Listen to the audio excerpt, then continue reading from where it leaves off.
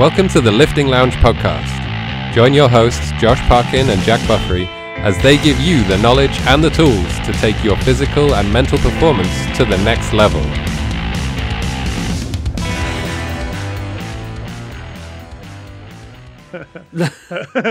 Hello. Hi. Oh dear. More of me was trying to say hello than just my voice then, apparently, as well. That was fun. Dear. Before we get No into homo. our antics, no homo. Before we get into our antics, I'm just going to break down the episode. So today we are going to talk about acting immediately for the Fit Tip. Then in current news, we're going to talk about the Tarzan movement. In Fit Talk, we're going to talk about what our take on PE or physical education should look like in schools. Study time, and we're going to talk about a new breakthrough in obesity research. So prepare for me to get triggered again, probably. And the hot topic, we are going to be talking about the benefits of overcoming challenges. So before we get into all of that, how the fuck are you, Josh? Yeah, good man. Yeah, I'm feeling all right. Good. Just had some lunch. Nice bit of lamb. I'm like king of lamb at the moment. I'm loving lamb. So Lamb good. is good. Lamb is really good. We were talking about this. We've been, a fair bit of work actually. I always opt for the lamb curry over chicken curry. I just prefer it. It's a bit worrying though, because some of the curry houses around here and where I'm from in Kent, they don't call it lamb curry. They call it meat curry. And I reckon the reason for that is that you use mutton quite a lot of the time, which is why they probably call it meat, because a lot of people are put off by mutton. See, I really like mutton, so I have no issue with it. I think it's really tasty. Yeah, me too. It is delicious. I had a bit of a naughty lunch. I say a naughty lunch. It wasn't quite. It was kind of healthy, but it was the unhealthy part was just to up the protein a bit. I had sliced chicken with some stir fried noodles, but then I had I also chopped up. You know, you can get those little packs of meatballs in the shops that cost like £1 for the pack. Had a pack of them chopped up, and also a pack of 3 mini chorizo sticks as well. I had them chopped up and all in there. It was really delicious, but it was it was a bit much. Nice. Tasty. Also one of my clients brought me in some Rocky Road yesterday, and I've been chomping on that. She brought me 2 boxes of Rocky Road. Oh my god. How much have you got through it? Nearly all of it. Yeah, there's not much left. Yeah. You quickly took that to your car yesterday when it got delivered. Yep. I saw that. That's fair enough. Yep. Definitely. I reckon there's going to be a bit more of that to come as well, so it's going to be fun. There'll be a fair few more. Yeah, there definitely will be. So, Jack. There you go. I was just wondering if you're going to... sometimes, we don't always... Sometimes we wait too long with our tip. I find that, sometimes I'm trying to play the game. Sometimes the tip... This is a bit questionable, actually. Sometimes the tip needs to act and move forwards and do what it needs to do, or else it's going to miss out on the opportunity. So how, Jack, can you help my tip from being more forthright in its actions? I don't know if I actually want to reinforce this line of thinking. No, we don't. We definitely don't. Could lead to some definitely arrestable offences, I feel. So,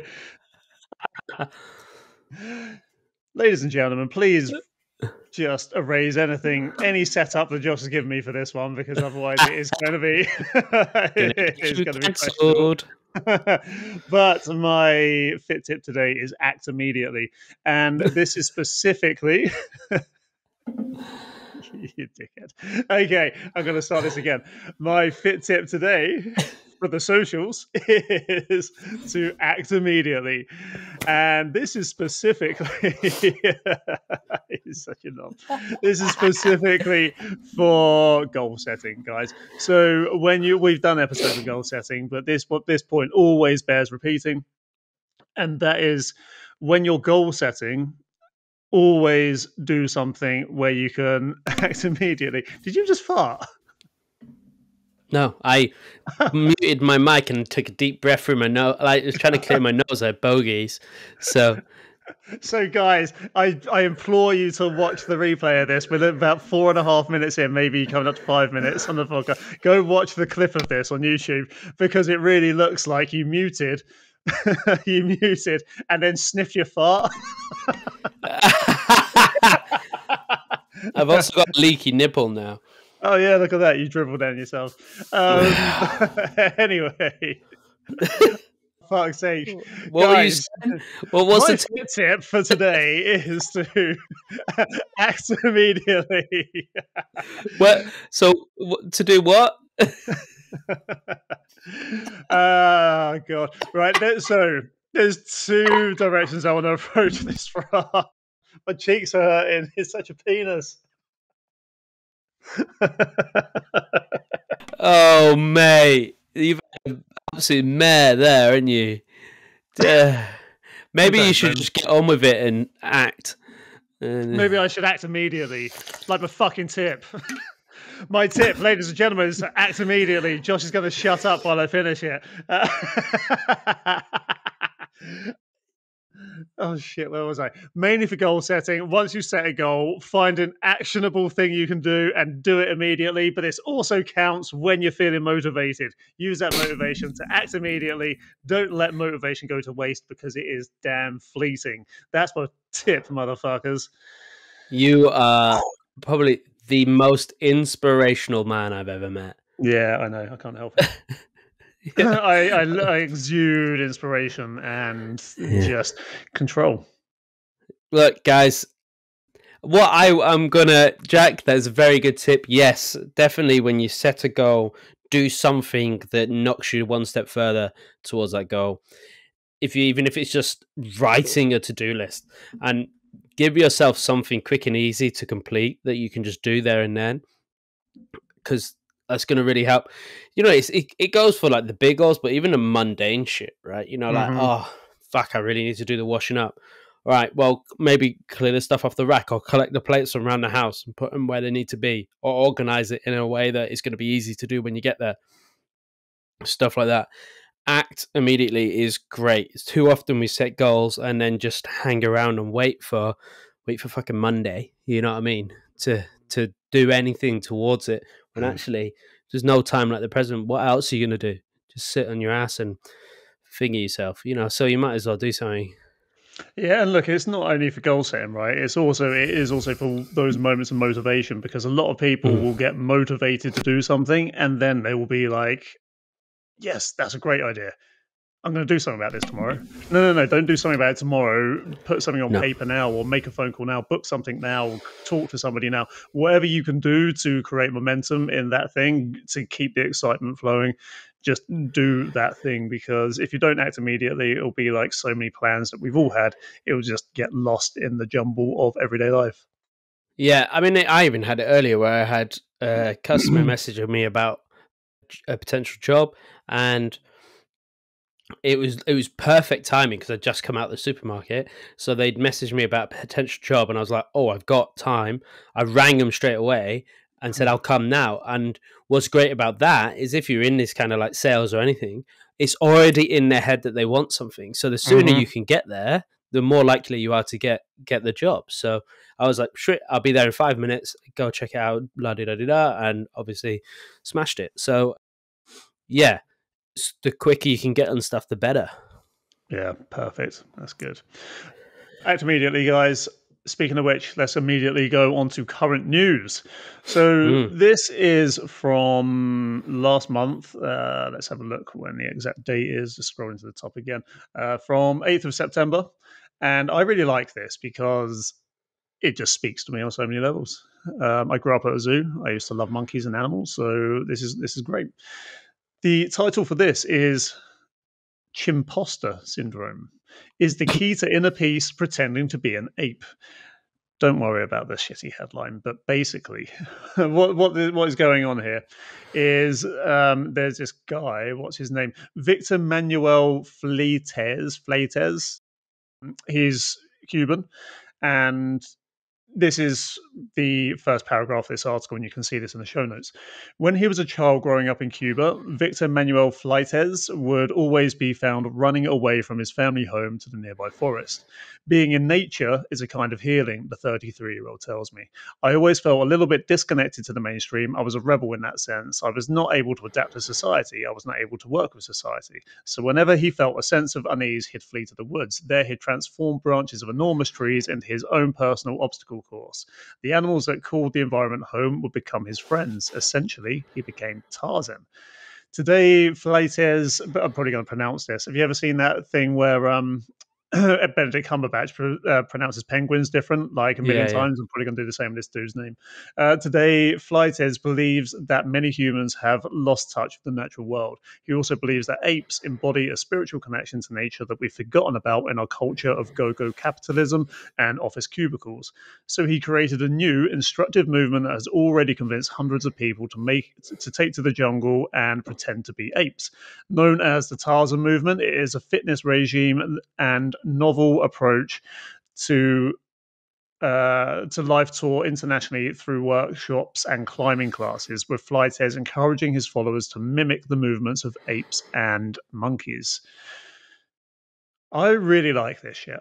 So I think animal movement has a massive thing, and especially more than anything else, like I think there's trying to act like a snake and stuff is a little bit weird, but trying to act like something where we're direct descendants of, where you're actually trying to mimic the climbing movements. We talked about some of this stuff in the last episode with decent shoulder health and being able to swing from stuff. The ability to be able to do this stuff, I think, is really important. And if you do want some sort of inspiration, you don't want to look to a human being, look to a fucking ape. And that is a really, really good source of inspiration.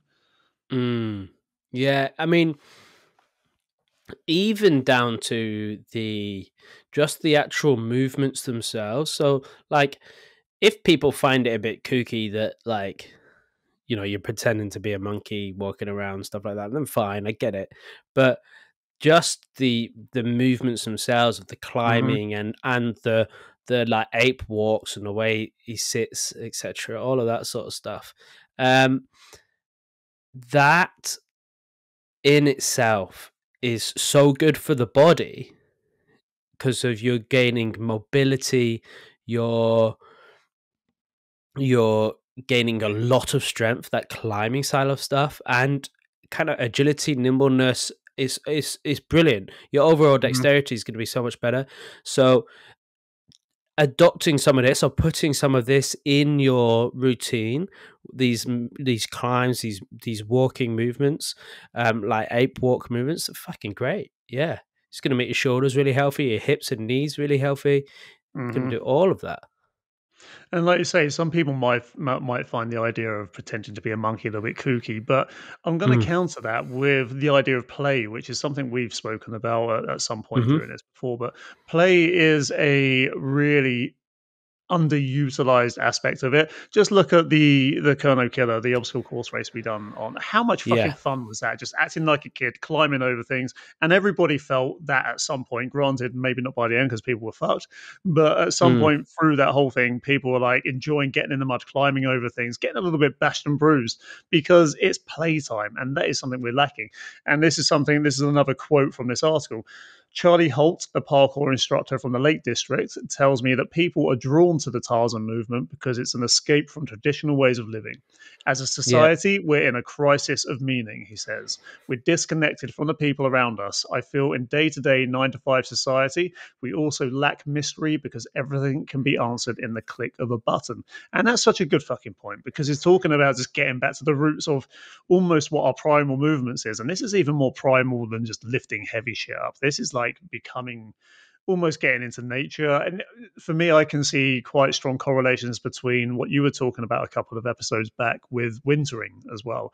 Just getting yourself involved with the outdoor environment a little bit and just enjoying yourself, enjoying the way your body moves in it, works with it, and has to adapt to it. I think it's got great potential for just making people feel alive. Yeah, definitely, man. Definitely. I think we don't spend nowhere near enough time in nature. We don't do it enough. And it's something we all should be doing more of. And it's so fun, and like having these like play routines, these play aspects of things. Like I'm just looking at his Instagram now, because he's only got like 26 posts on Instagram. He's not done much, but obviously he's too busy having fun, isn't he?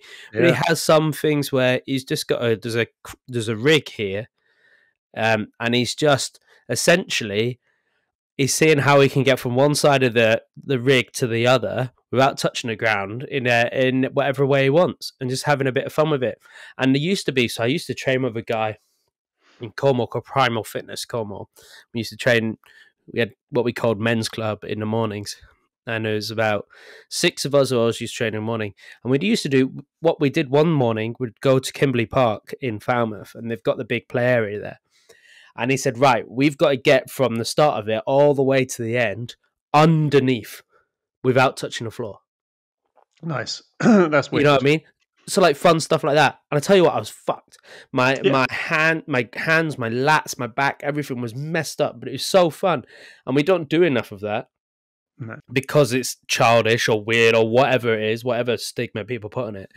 But having like a play day or some part of your workout, which is a play aspect to it. Maybe you set up a little obstacle course and you go, right, I've got to get here to here without touching the floor or whatever it is. We need way more of that. We need way more of that.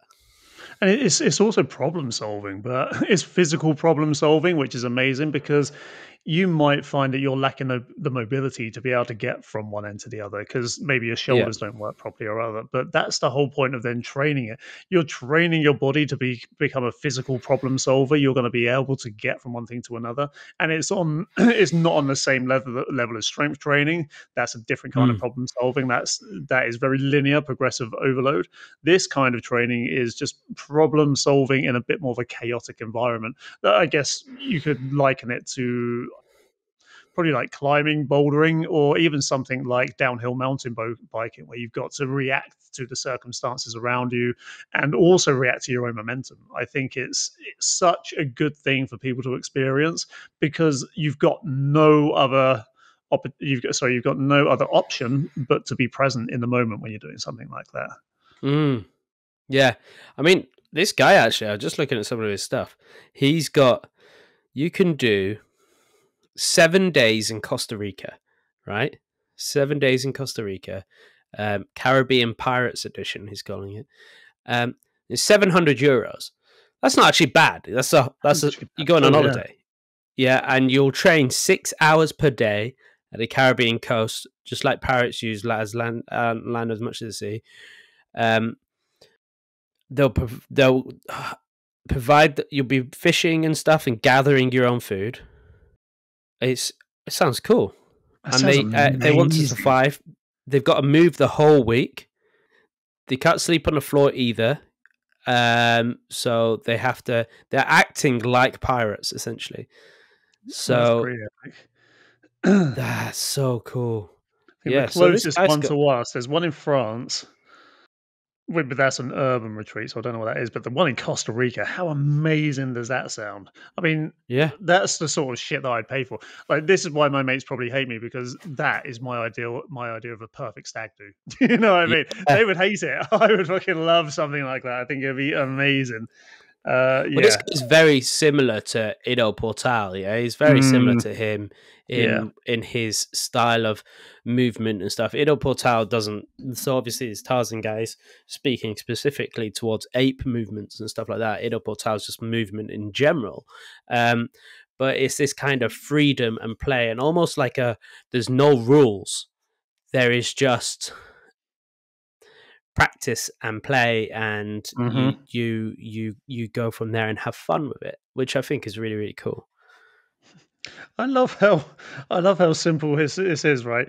So in France, it's Fontainebleau, which is actually a ski place as well. But I'm guessing it's in the summer when the snow isn't there. You're sleeping in caves for a start. This is the instructions, right? This is all it says. This workshop is perfect for those who want to experience how to train and share the like Tarzan movement and Leo's, because I'm guessing there's a bit of a translation error here. There are no required levels. Make the payment. Share your WhatsApp number to add yourself to the event group. Screenshots of the transfer, please.